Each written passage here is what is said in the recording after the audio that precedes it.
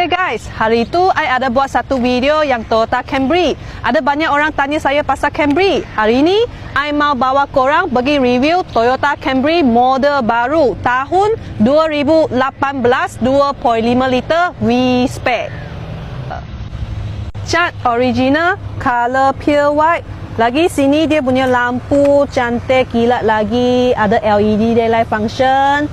Dia punya sarung pun sangat cantik.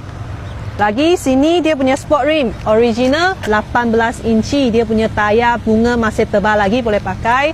Kita tengok bonnet dia. Bonnet dia sangat besar dan luas. Lagi ada emergency kit dengan spare tayar dekat bawah. Ada keyless entry function. Dalam dia semua leather seat. Driver side dengan passenger side semua ada auto seat function. Lagi ini kereta ada memory seat function. Sini ada auto lampu pakai push start button.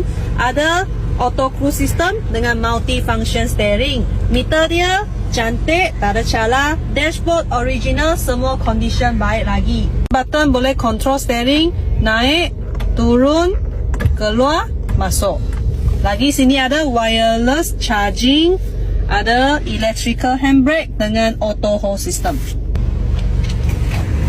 Lagi belakang punya passenger side pun sama juga, semua leather seat cantik, tak ada koyak. Lagi ada aircon blower dekat belakang.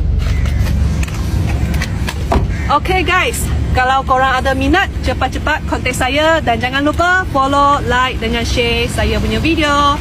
Jumpa next video lagi. Bye bye.